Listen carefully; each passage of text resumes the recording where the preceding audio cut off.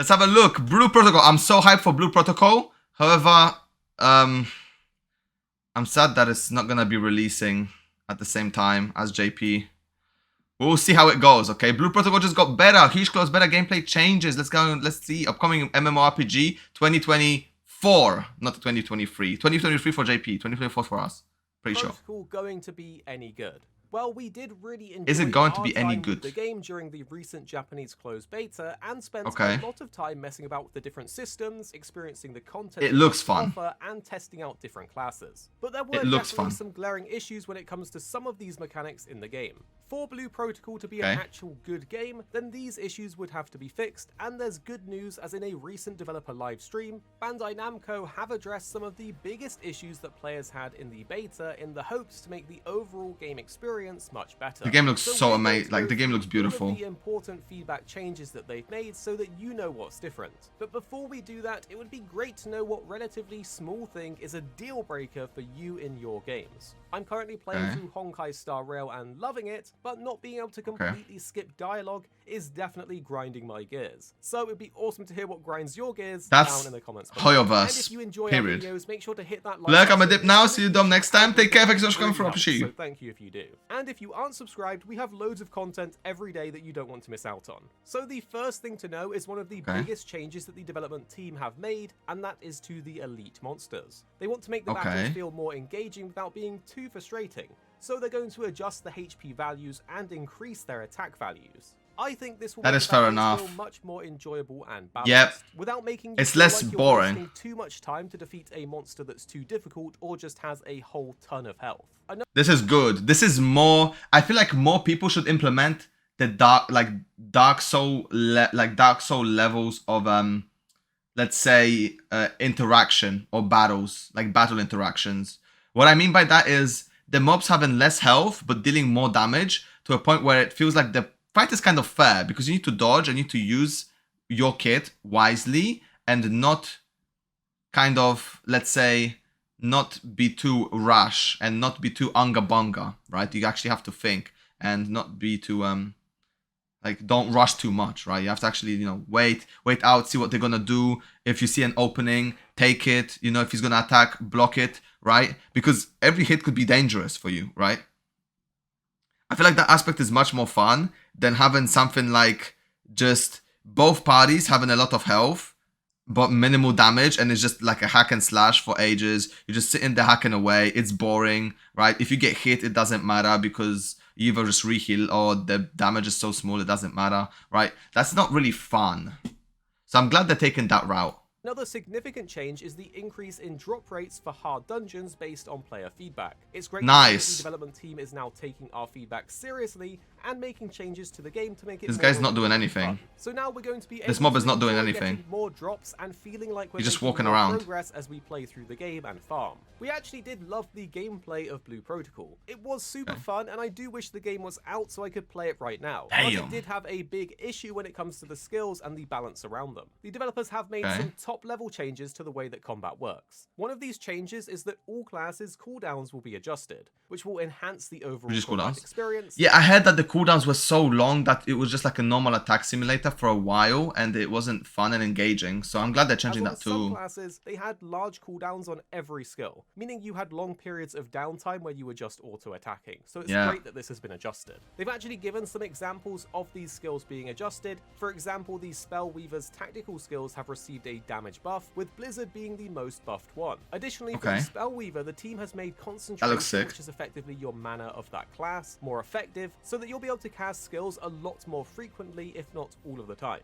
However, players will still need to be cautious when generating aggro to avoid getting targeted during combat, as the Spellweaver is a bit more squishy. But this is a great change because spellcaster classes should be like glass cannons. They're super squishy, but they put out a ton of damage. But managing your aggro should actually get a bit easier going forwards, as the team have addressed an issue that players were getting targeted too easily while generating aggro. In addition to the aggro generation issue though, the development team have made changes to the abilities of each class to improve the overall balance in gameplay. For example, the Blade Warden's aggro skill they did say was actually kind of weak, especially at lower levels, but the team have now made it more useful and powerful by adding the provoke effect to it. In contrast, the Twin Striker's tactical skills have been modified to have reduced reduced cooldowns and increased damage across most of their skills. That's so good. The strikers are going to be throwing out all of the moves and hopefully putting out some great DPS. The development team have also made significant improvements to often This fucking wrecking ball, like this wrecking ball weapon is just, it's so unique, but it's so weird at the same time. And their healing abilities have been increased, making them more nice versatile and useful in a team setting. On the other hand, the Foe Breaker has received a reduction in tactical skill cooldowns, making their abilities more accessible and impactful. Another huge point. So basically, everybody's cooldowns were basically just reduced, and like the gameplay, like more like is made more engaging. Like, okay, this is the same thing I was talking, like, it will be pretty much the same thing that I'm talking about regarding the enemies, you know, having less HP and hitting harder. How about, right, if the time balance is bad, how about you make us hit the buttons more frequently, but make the skills deal less damage? So the balance is kind of still there. For example, half the time and half the damage would be the easiest thing, I would say, like when it comes to just maths, right? But obviously it just depends on the balance. It depends. It's not only just damage, right? Like some skills give you debuffs, some skills heal. So you can't just half and half, right? It's more complicated than that. But what I'm saying is make them a bit less effective, but make us cast them more frequently, so the gameplay is more engaging and less boring, and you don't have to auto-attack for a while, because that's not fun as well, right? Pressing buttons is fun. Gathering out in the sitting there and auto-clicking is not. I have to tell you, some of those gathering missions took forever just to get one drop that you needed, and then you needed like... Gathering, I had those problems with gathering. They are increasing drop rates, good. Changes have been made to the drop rate for rare enemy drops. Very good. The original design was to encourage players to form parties to hunt for materials, but partying up wasn't super common as the developers would have thought it would be. So adjustments have been made to the field play to address this issue, although partying up is still the recommended approach for gathering materials. Another we'll change probably be that's partying up implemented together. that I'd love to see Why not? is that certain gathering spots are now guaranteed to drop a specific material. It can be super frustrating to repeatedly gather from a spot without actually obtaining the desired item that does come from that node. So the game developers have ensured that some spots will provide guaranteed drops, while others will remain RNG. This is an amazing That's thing, actually and good. I'm so happy that you guys don't have That's to so experience good. the grind as it was before, just to get one mushroom that you needed to progress. The next That's so change is good. to a system that has probably caused us the most frustration, and that is the leveling system. Here is a quick run through of the system. Basically, you have your traditional levels, but also your adventure rank. After leveling up enough, you would basically hit blockers where you couldn't level anymore unless you completed things in the adventure rank board and increased your gear score by crafting echoes that function as your gear in this game. During that time, even if you completed a quest, you wouldn't receive the XP reward for it as you were capped. And often the adventure board quests were super trivial things like gathering quests or fetch quests that really slowed down your progression to an So it was just pace. like, yeah, boring progression. Intended for this system to be more manageable by encouraging the creation of enhanced echoes, but this has proved to be a significant challenge. As a result, many players found themselves stuck in the early game with no means of progressing further. To address that's this not issue, good. though, the level cap has been eliminated, allowing players to level up more quickly and efficiently. With this change in place, you are no longer bound to the restrictions of the adventure rank system, and players can then make meaningful progress regardless of their rank. That's a big increase. More accessible. That's actually a big increase, because also what the fun part is, right? Like, save gameplay, you know, I'm not sure, man. Like, isn't it fun, for example, in an MMO, going into an area you know you're not supposed to be in or you're under-leveled in is always fun, in my opinion, because then you just challenge yourself. And let's say you go into an area that is over-leveled for you and you manage to kill one mob, you get like a lot of XP from it, right? I feel like that was also fun, right? Obviously, it might not be the most optimal one, but it is just to troll and just to have fun and just for an enjoyment of the game. I used to do that in MMOs as well.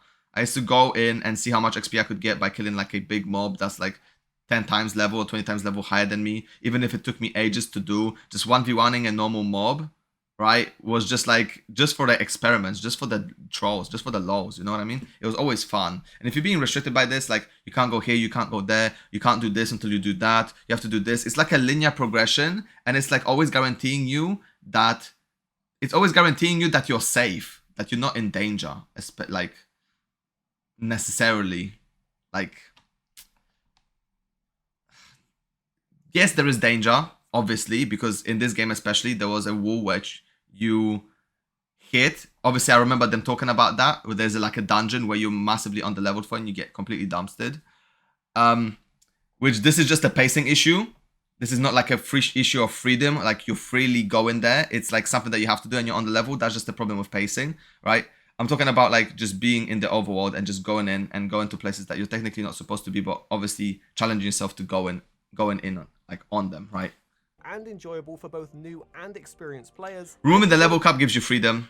At the end of the day, this is what I wanted to say before I went on a tangent. It gives you more freedom, which is obviously less restricting and more fun to play. Massive change that should remedy a lot of the main issues that players had with the game. It's super nice to see them actively listening to player feedback This and boss then looks sick too. changes that address these issues. They have also simplified the adventure rank board, making it easier to progress along each node, which is a welcome change. There were also a few other cool bits of information that make the boring farming shit easier to do. The feedback from the beta directly. Make the fun fighting stuff more difficult to do. For Japan, but hopefully they will announce a These mounts also look sick. Than later, which will mean I hope there's going to be a wide variety of different mounts that you can get. They also went through a bunch of different stats and infographics within the stream so that you can see player data based on the classes played, the items crafted, and the levels that players reached. You can actually see in the classes played that the Blade Warden ended up being one of the most played classes at a higher level in the beta, with Keen Strider and Twin Striker being the most played at the lower level end. I also want to say a big thank you to Blue Protocol Database for their translations, and I would recommend their Discord as it's a friendly place to be in, as we've been lurking there and it's always been a positive experience when we've checked in. Guys, hit that like button if you enjoyed this recap and subscribe so you don't miss the next one. And the two videos on screen now we think you'll really enjoy if you did enjoy this one. You don't have to watch them if you don't want to, but if you did find this video interesting or helpful, you should Company of Heroes? I never heard of that game. And then tell us what you think after watching in the comments. Immortals of Avenum. Wait, Avium? I don't even know. Yeah, no, overall, go back.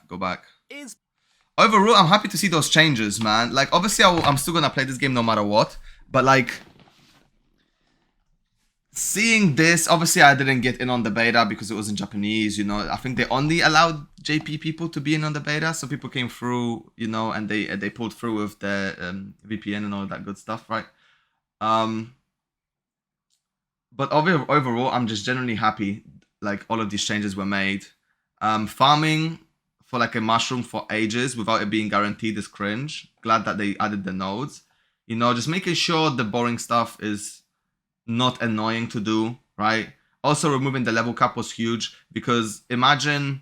So the problem people had with this is they couldn't progress the gear score, or they couldn't gain power or progress the power because they had to do some gathering quests. And because the gathering quests were not guaranteed and very rare to drop sometimes, you would just get yourself stuck there, being forced into a gathering quest that takes ages to do. It's annoying to grind out, and you're just there, like literally hard stuck behind this boring, tedious task. It's not really fun, right? So removing that and giving you the ability to just grind out fighting if you want is good. Obviously, you'd still have to do the foraging, you still have to do the exploration and all that good stuff because if you don't, you'll be at a disadvantage. So it's a good advantage to have, but it's not forced on you, which is a big difference, and it's a good change.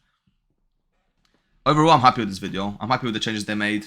More interactive gameplay as well, you know, shorter cooldowns, more buttons to click faster, enemies more engaging, right? Less HP, faster to kill, which means you waste less time, but they hit harder, which means, again, it's a tougher challenge. It's a funner gameplay experience, in my opinion. I'm happy about this, man. I'm happy about it. Can't wait for this to drop in 2025. Because at this point, you know, 2024 is a far stretch if they already delayed it by 6 months. I'm sad, man. I want to play this game already, bro. I'm trolling, but I'm pissed, man. Anyway, great video, man. I'll see you guys in the next one. Bless up.